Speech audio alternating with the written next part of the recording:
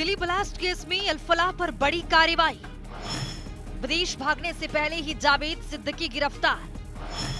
आतंकी पनाहगार की 415 करोड़ 10 लाख की काली कमाई। जवाद के महू में बने अवैध मकान पर चलेगा बुलडोजर। दिल्ली ब्लास्ट के आतंकी डॉक्टरों की पनाहगार रही फरीदाबाद की अल-फलाह यूनिवर्सिटी पर प्रवर्तन निदेशालय यानी ईडी का शिकंजा कस गया है। ईडी के अनुसार सिद्दीकी का परिवार खाड़ी देशों में बसा है और ऐसे में जावेद अहमद सिद्दीकी भी विदेश भागने की तैयारी में था। अगर उसे गिरफ्तार नहीं किया जाता तो वे विदेश भागकर जांच से बच सकता था, साथ ही कई सारे महत्वपूर्ण सबूत मिटा सकता था। ईडी ने कोर्ट को बताया है कि 1990 के दशक के बाद अल-फलाह ग्रुप ने तेजी से तरक्की की और एक बड़ा शैक्षिक संस्थान बन गया। जवाद के महू में बने मकान को अवैध घोषित कर दिया गया है। इसके साथ ही 3 दिन का अल्टीमेटम दिया गया है। उसके बाद कैंट बॉर्डर सख्ती के साथ इसे हटाने की कार्रवाई करेगा। हमारी एजेंसियां इस षड्यंत्र की तह तक जाएगी। इसके पीछे के षड्यंत्रकारियों को बख्शा नहीं जाएगा। All those responsible will be brought to justice.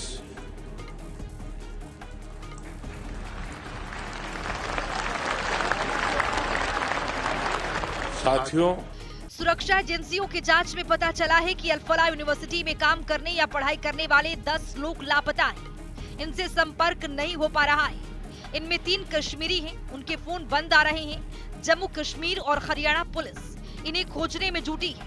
सुरक्षा एजेंसियों के जांच में सामने आया है कि यूनिवर्सिटी से जुड़ा आतंकवाद का ये मामला पहली बार नहीं, बल्कि यहाँ के एक स्टूडेंट ने अहमदाबाद सूरत धमाके में बड़ी भूमिका निभाई थी। इंडियन मुजाहिदीन का सक्रिय सदस्य मिर्जा शदाब बेग अल-फलाह इंजीनियरिंग कॉलेज का छात्र रह चुका है। शदाब ने 2007 में अल-फलाह इंजीनियरिंग कॉलेज से बीटेक पूरा किया था। अहमदाबाद में हुए सीरियल धमाकों में शदाब शामिल था। पढ़ाई के दौरान ही मिर्जा शदाब बैग हमलों की प्लानिंग कर रहा था। आतंकी मिर्जा शदाब पिछले कई सालों से फरार है। इसकी लोकेशन अफगानिस्तान में बताई जाती है। मिर्जा शदाब बैग इंडियन मुजाहिदीन के लिए एक बेहद महत्वपूर्ण सदस्य था। 2008 के जयपुर धमाकों में विस्फोटक इकट्ठा करने के लिए वो उडुपी गया था। बैग ने डिटोनर और बियरिंग उपलब्ध कराए, जिनसे आईडी तैयार किए गए। अहमदाबाद धमाकों से करीब 15 दिन पहले शदाब वहां पहुंचा था। गोरखपुर में हुए 2007 के बम धमाकों में शदाब बेग का नाम सामने आया था। गोरखपुर बम धमाकों में 6 लोग घायल हुए थे। आईएम से लिंक जुड़ने पर गोरखपुर पुलिस ने उसकी संपत्ति कुर्क कर ली थी। 2019 में अफगानिस्तान से लौटा, मगर आज तक गिरफ्त से बाहर है। दिल्ली ब्लास्ट मामले में एक के बाद एक गिरफ्तारियों का सिलसिला लगातार जारी है। ईडी ने अल-फलाह ग्रुप के चेयरमैन जावेद अहमद सिद्दीकी को prevention of money laundering act यानी कि पीएमएल 2002 की धारा 19 के तहत गिरफ्तारी के बाद 13 दिनों के लिए प्रवर्तन निदेशालय ईडी की हिरासत में भेज दिया है। ईडी का दावा है कि उनके पास ऐसे वित्तीय दस्तावेज और लेन देन का रिकॉर्ड है जो बड़े पैमाने पर धोखाधड़ी, फर्जीवाड़े और मनी लॉन्ड्रिंग से जुड़े हैं। कौन है जावेद अहमद सिद्दीकी? जावेद अहमद सिद्दीकी का जन्म मध्य प्रदेश के महू में हुआ था। उसने देवी अहिल्याबाई यूनिवर्सिटी से बीटेक किया।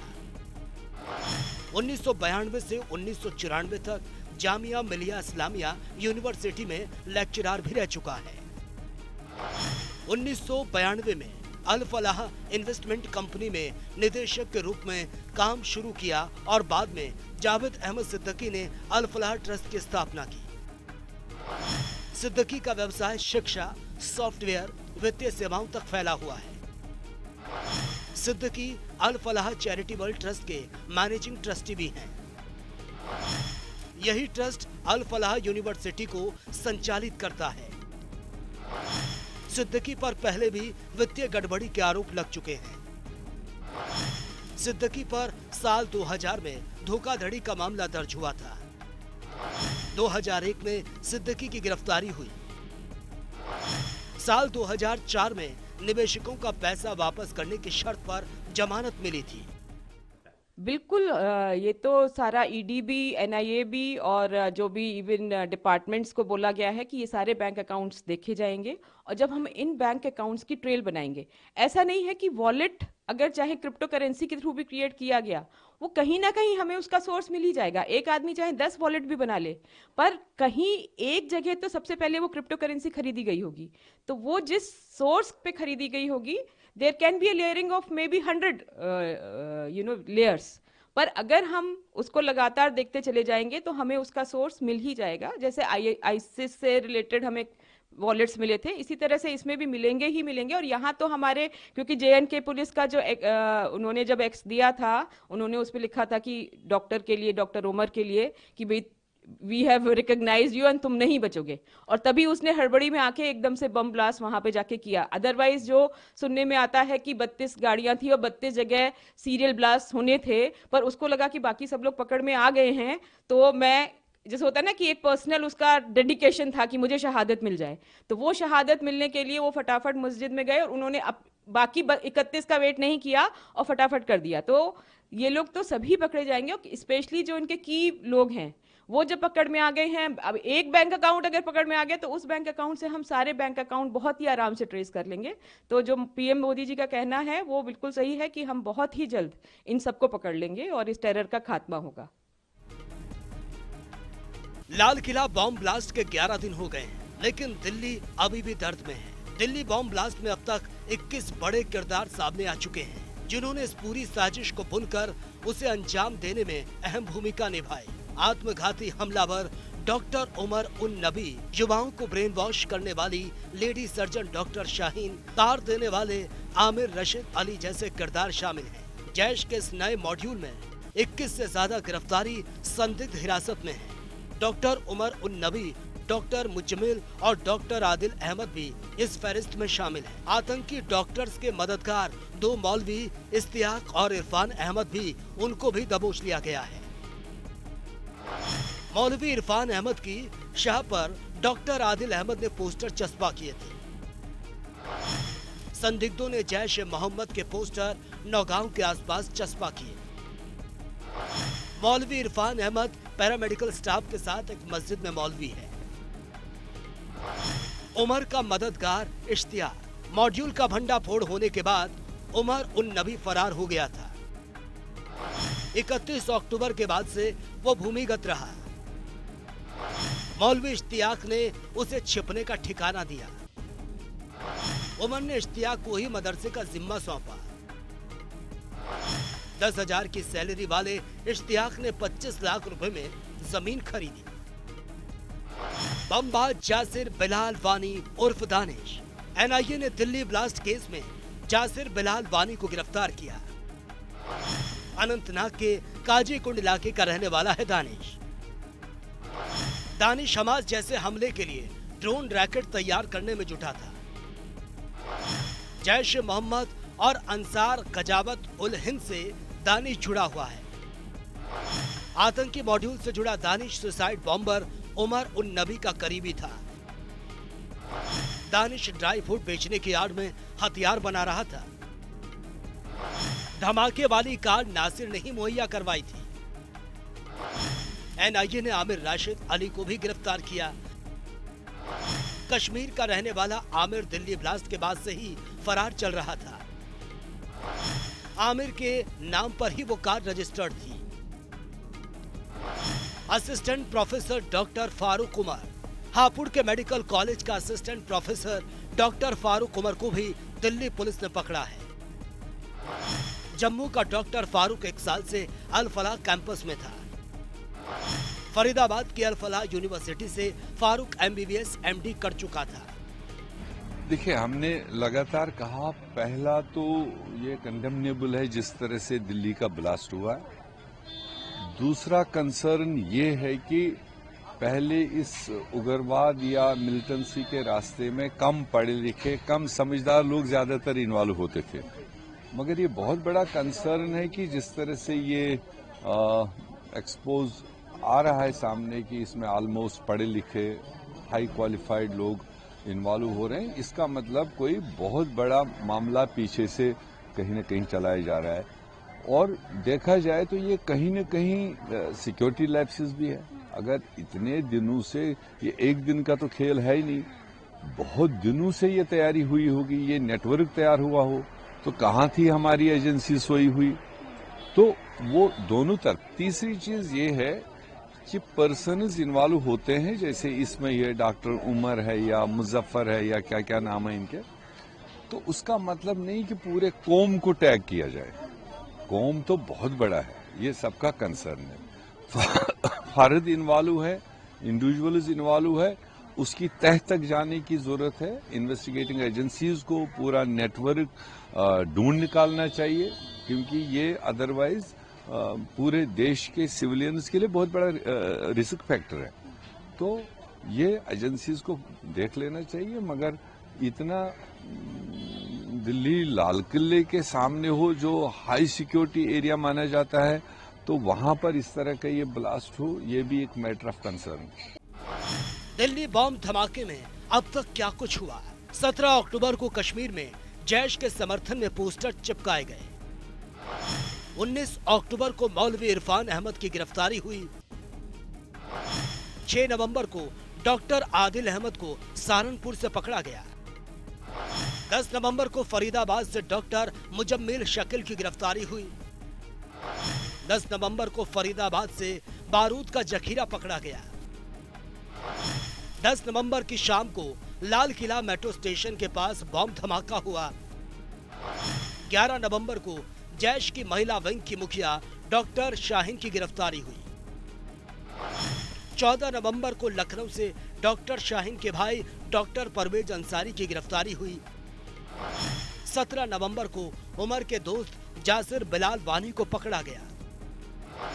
17 नवंबर को दिल्ली धमाके में इस्तेमाल कार का मालिक आमिर राशिद अली गिरफ्तार हुआ। मोदी जी की सरकार में आतंकवाद और आतंकियों के लिए कोई जगह नहीं है।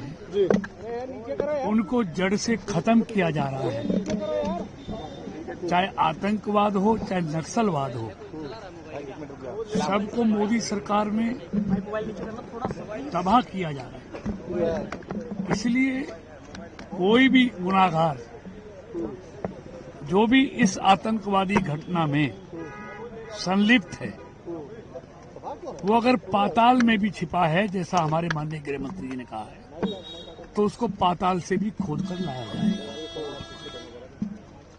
इसलिए आतंकवादियों को कहीं छुपने का और बचने का ठिकाना नहीं मिल सकता इस सरकार। पुलिस ने दिल्ली बॉम्ब ब्लास्ट केस में आत्मघाती हमलावर डॉक्टर उमर नबी के करीबी डॉक्टर जहूर को हिरासत में लिया। आतंकी डॉक्टरों के मॉड्यूल में भी शामिल बताया जा रहा है। दिल्ली धमाके में आतंकी डॉक्टरों के मॉड्यूल में शामिल संदिग्ध डॉक्टर सज्जाद भी शिकंजे में है। सज्जाद की गिरफ्तारी के 2 दिन पहले ही निकाह हुआ था। वो उमर उन नबी और डॉक्टर मुजम्मिल शकील के कांटेक्ट में था। वहीं अल फलाह यूनिवर्सिटी से जुड़ा डॉक्टर निसार अभी तक हत्थे नहीं चढ़ पाया। निसार की बीवी और बहन को भी हिरासत में लेकर पूछताछ चल रही है। यूनिवर्सिटी के MBBS छात्रों के मोबाइल जब्त कर उनका डेटा खंगाला जा रहा है। निसार भी उमर का बेहद करीबी है। निसार अल फलाह की मेडिसिन डिपार्टमेंट में रेजिडेंस डॉक्टर था। अल फलाह यूनिवर्सिटी में डॉक्टर मुजम्मिल का खास और जैश मोहम्मद की विमेन विंग डॉक्टर शाहीन के हाथों में था। उसका भाई डॉक्टर परवेज अंसारी भी इस आतंकी साजिश में शामिल था। परवेज भी आत्मघाती हमलावर बनने की राह पर चल पड़ा था। वो ब्लास्ट तो बहुत पुरानी बात हो गई। आज जिस तरह से वो जिसने लाल किले के सामने स्वयं को ब्लास्ट करके और देश के मेरे दर्जन भर से अधिक लोगों की जान ले ली, 2 दर्जन के करीब लोगों को घायल कर दिया और भारत को आतंकित करने की जो साजिश रची, उस व्यक्ति के जो वीडियो सामने आया आज, वो बड़ा गंभीर मामला है। उसने जिस तरह से कहा है कि ये जो सेल्फ बम्बिंग है वो कोई गलत नहीं है और इसको गलत मिसअंडरस्टूड किया गया। वो कहता है कि इस्लाम के अनुसार ये तो शहादत है, आप देखिए कि इस्लाम के अनुसार शहादत है, ये एक डॉक्टर कह रहा है, और इसके बावजूद भी सारे इस्लामिक संघ जगत के लोग और सारे जो विपक्ष के नेता, चाहे वो महाराष्ट्र का आतंकियों का अबूजान हो या फिर वो जो हुसैन हो, चाहे आतंकियों की महबूबा हो या जिहादियों का अब्दुल्ला हो या नमाजवादी पार्टी का सरगना हो, ऐसे तमाम विपक्ष के नेता उसी दिन से चिल्ला रहे हैं बिना पूछे, कह रहे हैं कि आतंकवाद को कोई धर्म नहीं होता, आतंकवाद को कोई मजहब नहीं होता, उसको मजहब से नहीं तोड़ना चाहिए। और अभी क्या है, वो तो खुद कहता है इस बात को। और आज तक आपने कभी नहीं कहा कि हाँ मुस्लिम यूथ को ऐसा काम नहीं करना चाहिए। आप मुझे बताइए कि आखिरकार वो इस्लाम से सीधे सीधे जोड़ रहा है और फिर कह रहे हैं कि ये आतंक का कोई मजहब नहीं होता। अरे मजहब तो इस्लाम का ही होता है। ये जो मजहब जो बता रहा है वो क्या है आखिरकार? इस्लामिक उलेमाओं को और जितने भी चाहे जमीयत उलेमा हिंद हो या दारुल उलूम देवबंद हो, दारुल उलूम देवबंद का भी तो एक मुफ्ती पकड़ा गया है ना जी उसमें। आखिरकार वो क्या कर रहा था? All India Muslim personal board क्यों चुप है इस बात को लेकर के? अब तो कोई बताए कि आखिरकार आतंकवाद का धर्म होता है कि नहीं होता। आतंकी डॉक्टरों का ठिकाना बनी अल फलाह यूनिवर्सिटी को लेकर सनसनीखेज खुलासे हो रहे हैं। अब तक की जांच में यह पता चला कि यूनिवर्सिटी को 7 साल में 415 करोड़ रुपए की कमाई हुई थी। यूनिवर्सिटी से जुड़े तमाम शेल कंपनियां भी मिली हैं। एक ही पैन नंबर से सारे लेन देन का खेल चल रहा था। अल फलाह ट्रस्ट के संस्थापक जावेद अहमद सिद्दीकी से पूछताछ जारी है। अब तक जांच में सामने आया कि सभी संस्थानों के बैंक खाते और ITR एक ही पैन नंबर पर चलते हैं। 7 साल में 415.10 करोड़ की कमाई। साल 2018 से 2019 में 24.21 करोड़। साल 2019 से साल 2020 41.97 करोड़ रुपए कमाई हुई। साल 2020 से साल 2021 55.49 करोड़ कमाई हुई। साल 2021 से साल 2022 55.15 करोड़ कमाई हुई। साल 2022 से साल 2023 89.28 करोड़ कमाई हुई। साल 2023 से साल 2024 68.87 करोड़ कमाई हुई। साल 2024 से साल 2025 80.10 करोड़ कमाई हुई। देखिए, टेरर फंडिंग का जो खेल है ये बहुत पुराना खेल है। हम लोग जब इनकम टैक्स में थे तो हम लोग हर महीने एक रिपोर्ट भेजा करते थे, क्योंकि बहुत सारे अकाउंट्स में जिसमें भी आपको संदिग्ध गतिविधियां नज़र आती हैं, उन संदिग्ध गतिविधियों को देख के अगर किसी को भी लगता है कि ये ऐसा नहीं होना चाहिए तो वो टेरर फंड या हम उसका सोर्स ढूंढने की कोशिश करते हैं। और ये जो सोर्स ढूंढने की कोशिश करते हैं वो मोस्टली टेरर फंडिंग में क्या है कि वो एकदम जो है ऐसा सीक्रेट फंड होगा वो कि आपको उसका ट्रेल मिल ही नहीं सकता। और आजकल जब ये डिजिटाइजेशन हो गया है तो इस तरह की टेरर फंडिंग करना बहुत ही आसान हो गया है। पहले तो एक जैसे लेयरिंग करते थे, शेल कंपनीज बनाते थे, उस तरह से करते थे। पर अगर मैं दिल्ली ब्लास्ट के संदर्भ में देखूं तो इन्होंने एक यूनिवर्सिटी है अल फलाह यूनिवर्सिटी, और इन्होंने डॉक्टर्स को लिया है। तो अगर मैं देखूं ये अलग तरह का लंबा लेयरिंग ऑफ ह्यूमन रिसोर्सेज भी हो रही है कि आपने एक दिन में डॉक्टर नहीं तैयार हुए होंगे। तो अगर मैंने कहीं पे पढ़ा था कि 2015 से इस शाहीन के अकाउंट में पैसे आ रहे हैं, तो 2015 से इस चीज़ की तैयारी चल रही है। और उसमें क्या होता है कि अगर हम अल फलाह यूनिवर्सिटी को देखें, इन्होंने 2 बार फंड रेजिंग का कार्यक्रम किया है और उस फंड रेजिंग में गल्फ कंट्रीज से और कुछ अदर कंट्रीज से पैसे उनके पास आए। तो जब ये पैसे इनके पास आते हैं तो ये क्या करते हैं, एक पुराना है कि हवाला से होता ही है, शेल कंपनी से होता ही है। पर एक इस केस में जो नई चीज़ करी इन्होंने कि इन्होंने फ्रंट जो बनाते हैं, फ्रंट इन्होंने शेल कंपनीज को ना बना के डॉक्टर्स को फ्रंट बना लिया। और डॉक्टर्स का जो प्रोफेशन है और एक यूनिवर्सिटी का जो प्रोफेशन है, वहाँ पे कैश आना बहुत ही इजी काम है।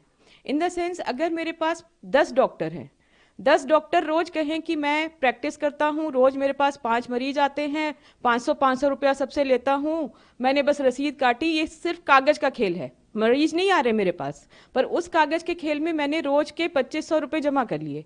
वो रोज के 2500 रुपये एक महीने में हमारे पूरे ज़्यादा 7,500 रुपये हो जाए, 75,000 रुपीज़ हो जाएंगे। तो इस तरह से करके हम एक एक अकाउंट में लेयरिंग करते हैं। तो पहले होता था कि आपने छोटा छोटा अमाउंट, अगर मुझे 1 करोड़ का, अगर मैं कहूँ कि शाहीन ने पूरा 15 साल में 1 करोड़ इकट्ठा कर लिया, उसके लिए बहुत ही आसान काम है। अगर 100 अकाउंट उन लोग के पास हैं तो उन 100 अकाउंट में अगर को रोज हर महीने सिर्फ 5-5 हज़ार रुपया जमा करते हैं, तो किसी भी अकाउंट में अगर 5,000 रुपया कैश जमा हुआ है, कोई भी एजेंसी उसको संदिग्ध तरह से नहीं देखेगी। तो जब हम उसको संदिग्ध तरीके से नहीं देखेंगे तो 1 साल में उनका 60,000 रुपया जमा हो गया। वो 60,000 रुपया 100 अकाउंट्स में है, अब उसको वो बाई चेक एक दूसरे लेयरिंग में अकाउंट में भेज देंगे। तो वहां पे पता चला सीधे 6 लाख रुपया आ गया। फिर वो किसी शेल कंपनी के थ्रू मूव करके, और इंडिया में ये चीज बहुत हो रही है।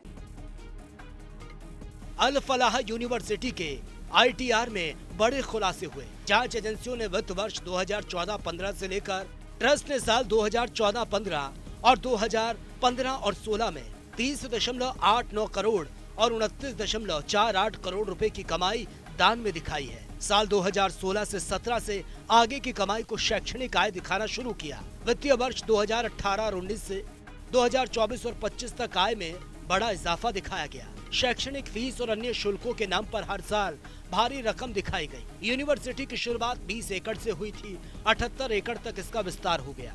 ग्राम सभा की सड़क की जमीन पर भी अतिक्रमण कर इसकी भी अभी पैमाइश जारी है। प्रोग्रामिंग डेस्क, जनता टीवी।